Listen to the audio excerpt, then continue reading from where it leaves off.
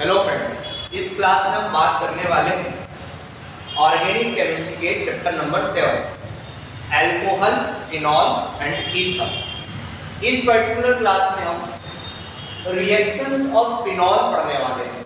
Phenol से related जितनी भी रिएक्शन होती है वो सारी रिएक्शन यहाँ पर हम देखने वाले हैं। सबसे पहला रिएक्शन अपने को पढ़ना है नाइट्रेशन ऑफ फिनॉल, फिर हम पढ़ेंगे ब्रोमिनेशन ऑफ फिनॉल, फिर convert phenol into benzene, convert phenol into quinol, convert phenol into phenolphthalein. तो दोस्तों पहला टर्म हम यहां से उठा रहे हैं नाइट्रेशन। आप सभी को पता है नाइट्रेशन होता है HNO3 से। HNO3 आपका नाइट्रिक एसिड होता है। अब ये HNO3 दो टाइप से यूज हो सकता है। एक बार हम लेंगे कॉन्संट्रेटेड HNO3, बहुत ज्यादा। जब कॉन्संट्रेटेड HNO3 रहेगा तो नाइट्रो ग्रुप तीनों पोजीशन पर लगेगा, ट्राई नाइट्रो बनेगा 2, 4, 6। कौन कौन सी पोजीशन होगी वो? 2, 4 एंड 6। तो ये रहा दोस्तों हमारा फिनॉल, बेंजीन के ऊपर OH, और इसको हम ट्रीट करा रहे हैं HNO3 से, और ये कॉन्संट्रेटेड लेना है। ये एक टाइप का इलेक्ट्रोफिलिक सब्स्टिट्यूशन रिएक्शन है। ये ऑक्सीजन के लोन पेयर इस डबल बॉन्ड को रिपेल करेंगे, जिससे यहां पे प्लस डेवलप होगा और यहां माइनस। इस माइनस की वजह से यहां से हाइड्रोजन रिलीज होगा। अब इस हाइड्रोजन को कैच करने के लिए यहां से एक H आएगा और यहां से एक O आ जाएगा। तो दोस्तों यहां से आपका H2O का मॉलिक्यूल बाहर होगा। ऑक्सीजन पर -2 होता है? तो ये -2 दोनों H+ को अपने साथ ले जाएगा। अब देखिए दोस्तों, आपके पास क्या बचने वाला है। हाइड्रोजन यहां से चले गया, आपके पास नाइट्रोजन बचा है, और 3 ऑक्सीजन में से एक ऑक्सीजन चले गया बेटा, तो आपके पास क्या बचेगा? NO2। अब यहां से ऑक्सीजन निकला है माइनस के फॉर्म में, तो इस पर कौन सा चार्ज बचेगा? Plus, nitronium. अब देखिए यहां पे माइनस चार्ज कहां कहां आ रहा है। देखिए दोस्तों माइनस चार्ज कहां कहां आ रहा है, ये प्लस, ये माइनस। इस माइनस को देखकर ये वाला बॉन्ड रिपल होगा, ये प्लस, ये माइनस। इस माइनस को देखकर अगला वाला बॉन्ड रिपल होगा, प्लस एंड माइनस। तो क्या आप देख सकते हैं माइनस चार्ज कहां आ रहा है?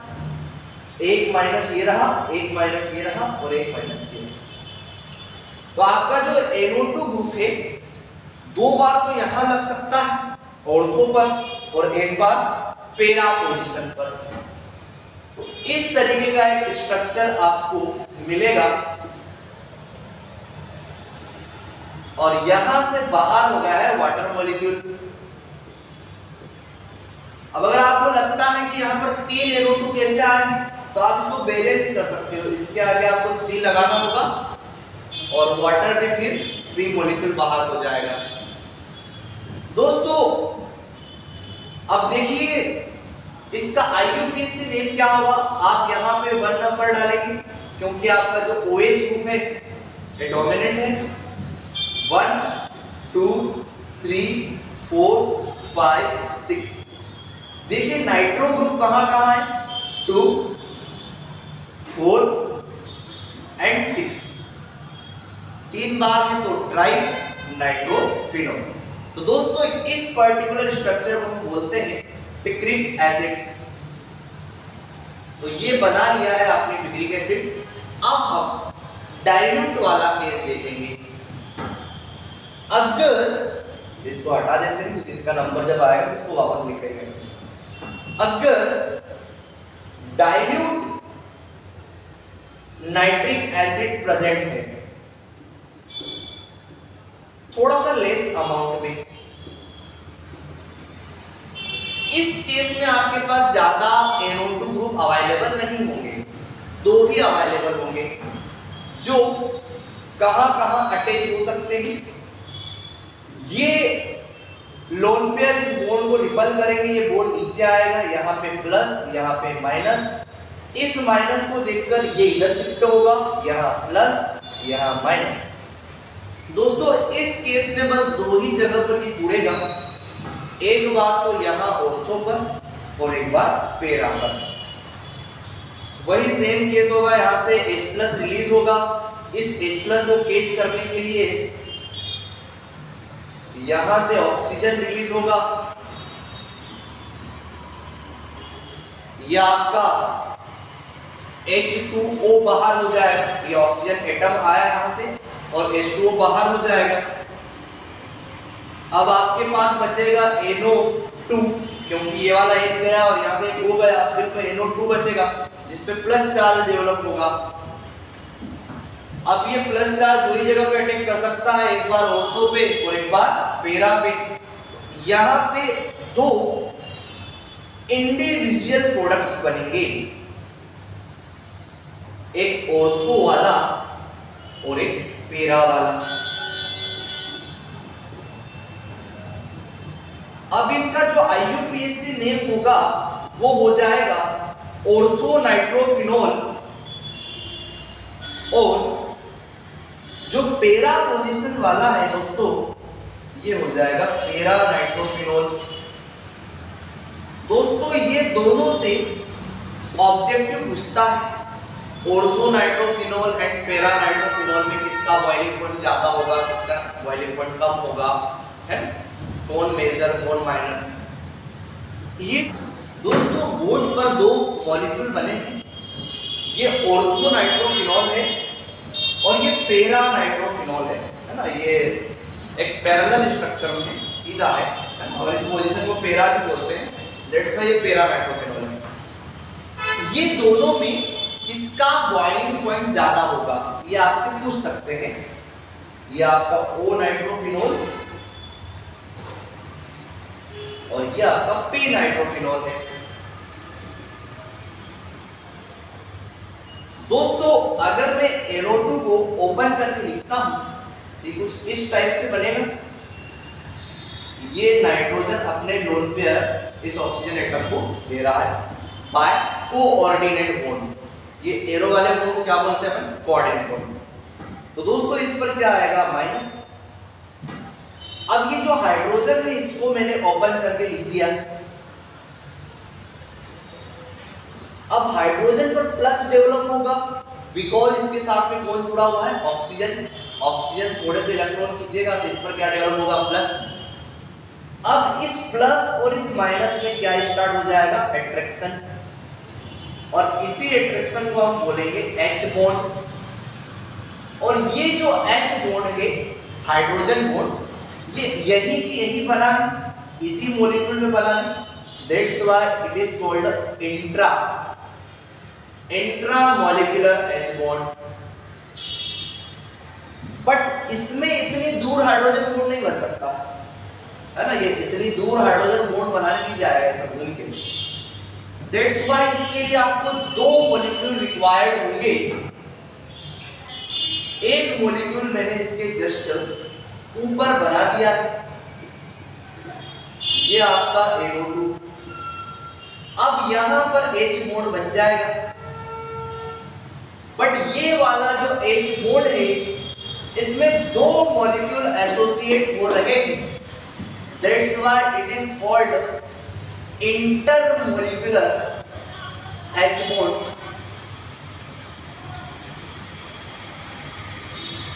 Hydrogen bond. दोस्तों याद रहे पेरा नाइट्रोफिनॉल में इंटरमॉलिक्यूलर H बॉन्ड की हेल्प से 2 मॉलिक्यूल्स एसोसिएट होते हैं,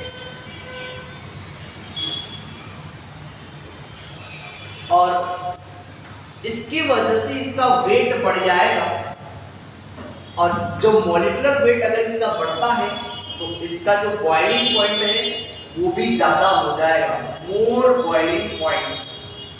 तो पेपर में अगर आपसे पूछते हैं तो आप ये लॉजिक बता सकते हैं कि para nitrophenol has more boiling point as compare to ortho.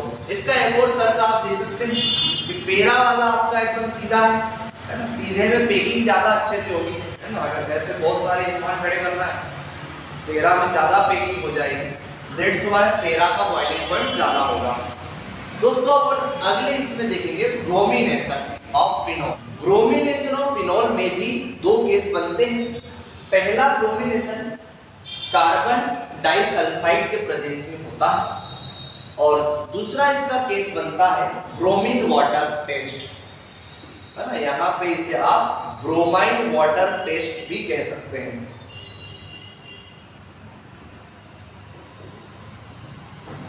अगर हम फिनोल का ब्रोमिनेशन कराते हैं, आप सभी जानते हैं ब्रोमिनेशन में आपको Br2 लेना होगा।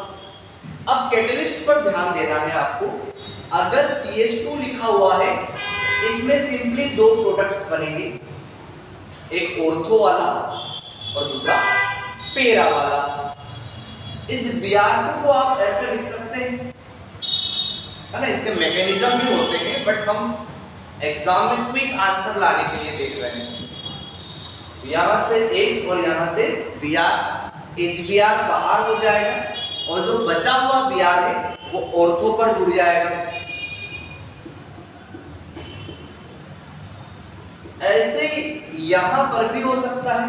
अगर ये Br2 यहां रिएक्शन करता तो यहां से HBr बाहर हो जाता, और जो रिमेनिंग Br है वो अटैच हो जाता। अब इसी में नहीं अटैच कर देना है, आपको अलग से दिखाना है।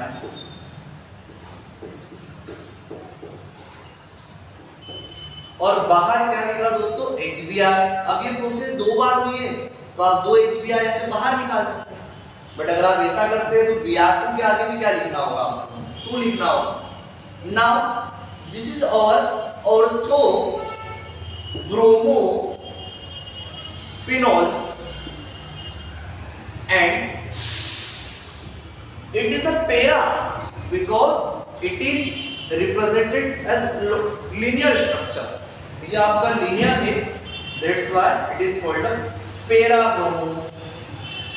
bromophenol। दोस्तों इसमें से एक मेजर है, आप सभी जानते हैं कि जो पेरा है उसकी पैकिंग टाइट होगी, है ना। लिनियर बहुत अच्छे से पैक हो सकता है, और इसमें ब्रांच निकली हुई है, तो ब्रांच ऐसे होगा तो बीच में गैप आ जाएगा, तो ये अच्छे से पैक नहीं हो पाता। लेकिन जो पैरेलल वाला होता है वो ज्यादा अच्छे से पैक होता है, that's why it is our major product, and ये आपका होगा माइनर प्रोडक्ट। एग्जाम में आपको ऐसा मेंशन करके आना है। नाउ अब हम देखेंगे bromine water test. Bromine water test बड़ा ही सिंपल है दोस्तों। इस टाइप की रिएक्शन आपने फ्यू मिनट एगो भी देखी थी। दोस्तों अगर वाटर मिला दिया है तो ये जो ब्रोमाइड है ना, ये भी लिक्विड होता है। Bromide is liquid non metal, ये भी लिक्विड है, पानी भी लिक्विड है, दोनों अच्छे से मिक्स हो जाएंगे तो बहुत ज्यादा अमाउंट में ब्रोमाइन हो गया। तो ये सभी लोकेशन पर जुड़ेगा, 2, 4, 6 सभी जगह आपको पता है हाइड्रोजन अवेलेबल है ना। इसको अपने को कितनी बार लिखना पड़ेगा? 3 टाइम्स Br, है ना। यहाँ भी लिख सकते हैं Br single bond Br single bond Br। ये चीजें आपको एग्जाम में नहीं लिखना है आउटसाइड, ये सिर्फ एक्सप्लेनेशन के लिए है। यहाँ से बाहर होगा आपका HBr, बचा हुआ Br जुड़ जाएगा। यहाँ से बाहर होगा आपका HBr, बचा हुआ Br जुड़ जाएगा। यहाँ से बाहर होगा आपका HBr, बचा हुआ Br जुड़ जाएगा। तो दोस्तों कहाँ कहाँ Br जुड़ा है आप देख सकते हैं। Br, Br and Br। बाहर क्या निकला दोस्तों? HBr, HBr, HBr। कितने टाइम निकला? 3 टाइम। इसका नाम क्या होगा? 1 2 3 4 5 6, 2, 4, 6 ट्राई ब्रोमो फिनॉल। और याद रखना दोस्तों, ये एक टाइप का व्हाइट प्रेसिपिटेट होता है, व्हाइट प्रेसिपिटेट, व्हाइट पीपीटी। अगर क्वेश्चन घुमा कर दिया जाता है phenol react with bromine water and produce a white PPT then right reaction, तो आपको ये वाली रिएक्शन लिखना होगी। अब हम बात करेंगे नेक्स्ट रिएक्शन की। दोस्तों अब हम ले रहे हैं फिनॉल की 2 कन्वर्जन रिएक्शन। पहला फिनॉल से आप बेंजीन कैसे बनाएंगे, और दूसरा है फिनॉल से बेंजोक्विनोन कैसे बनाएंगे। ये जो पहला रिएक्शन है ये इस टाइप से भी आ सकता है। What happens when phenol react with zinc dust, phenol react with zinc dust, Zn dust, Zn powder, कुछ भी ऐसा आ सकता है। दोस्तों जब फिनॉल जिंक पाउडर से रिएक्ट करता है तो क्या होता है? Zinc dust. आप सभी जानते हैं जिंक की वैलेंसी +2 होती है और ऑक्सीजन की -2, तो यहां से सीधे Zn ऑक्साइड बन जाएगा, Zn ऑक्साइड। अब जो बचा हुआ हाइड्रोजन है ये यहां पर जुड़ जाएगा, है ना, तो ये सिंपल आपका बेंजीन बनेगा, है ना। इस H को आप यहां पर लिख भी सकते हैं, पर इतना जरूरी नहीं है क्योंकि कार्बन 4 बॉन्ड बनाता है, 1 2 3, और जो चौथा वाला बॉन्ड है वो हाइड्रोजन के साथ बना होता है। अब हम बात करेंगे फिनॉल से बेंजोक्विनोन कैसे बनता है। दोस्तों अब हम बनाने वाले हैं फिनॉल से बेंजोक्विनोन। इसके लास्ट में ओन आ रहा है और ये सीधा सीधा इंडिकेट कर रहा है कीटोन को। इट मींस इसमें कीटोन जैसी कुछ स्ट्रक्चर बनने वाली है। अब इसका क्वेश्चन घुमा कर भी पूछा जाता है कई बार, आपसे इस टाइप से कहेंगे phenol kept openly in air and it changes into pink color substance, into pink color substance, right reaction, है ना दोस्तों। और सीधी सी बात है, एयर में रखेंगे तो क्या होने वाला है? ऑक्सीडेशन होने वाला है। तो this is a oxidation reaction of phenol. आपको ये पिंक कलर सब्सटेंस पर अंडरलाइन करना है। इस टाइप से क्वेश्चन कई बार आया हुआ है। दोस्तों ये आपका फिनॉल है, इसका हम करा रहे हैं ऑक्सीडेशन। आप इसके ऊपर कुछ ऑक्सीडाइजिंग एजेंट याद करके जा सकते हैं, जैसे Na2Cr2O7, K2Cr2O7, Na2Cr2O7, कोई सा भी ऑक्सीडाइजिंग एजेंट। अब दोस्तों ऑक्सीडाइजेशन है तो ऑक्सीडेशन में क्या होगा? हाइड्रोजन रिमूव होगा, तो ये वाला हाइड्रोजन रिमूव होने वाला है यहाँ से, है? और इसके साथ में एक और हाइड्रोजन यहाँ से रिमूव होता है। अब ये प्रोसेस कैसे होगा?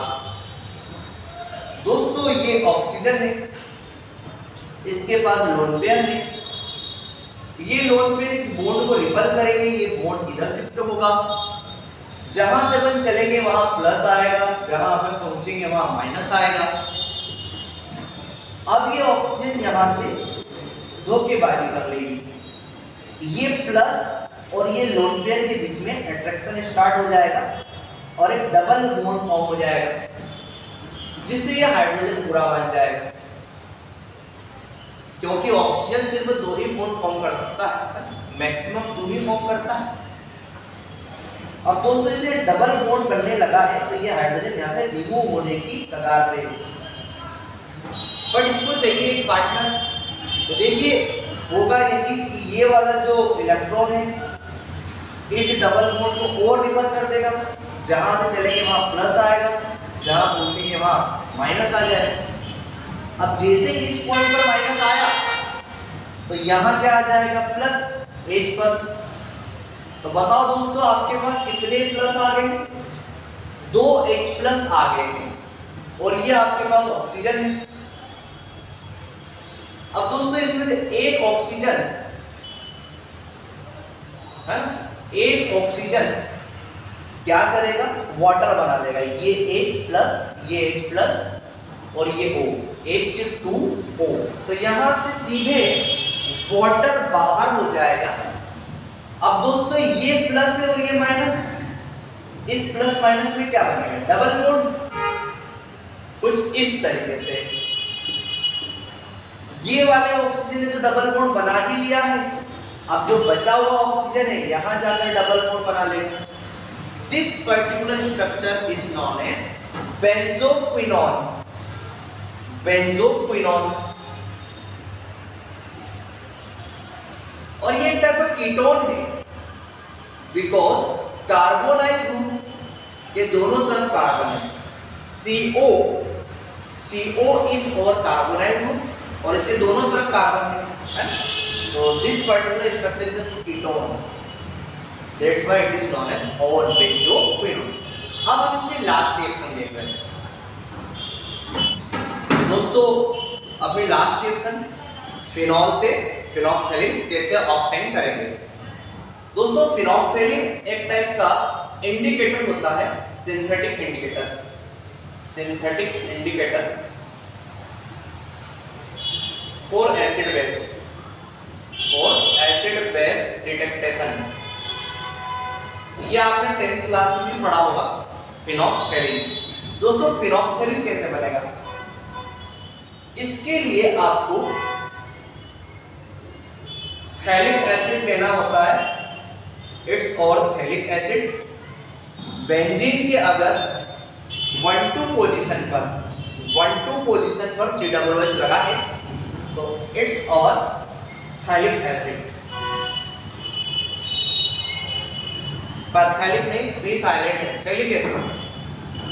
दोस्तों थैलिक एसिड का डिहाइड्रेशन करा देना है। डिहाइड्रेशन मींस इसमें से वाटर बाहर हो जाएगा, H और OH।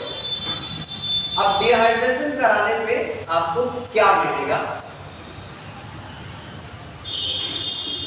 ये CO है, एक CO नीचे है और एक O यहां पर एक्स्ट्रा है, तो ये दोनों के बीच में आ जाएगा। ऑक्सीजन डबल बॉन्ड बनाता है, इसने बना लिया। अब आपको 2 फिनॉल लेना है और इस तरीके से अरेंज कर देना है।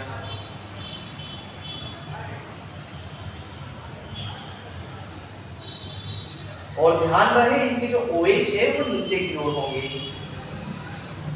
अब यहां से क्या निकल सकता है, H। दोस्तों ये वाला जो पार्ट है ये आपका वाटर बन जाएगा, H2O, H2O। अब जो स्ट्रक्चर आपको ऑब्टेन होगी वो स्ट्रक्चर ही फिनोक्सेलिन है।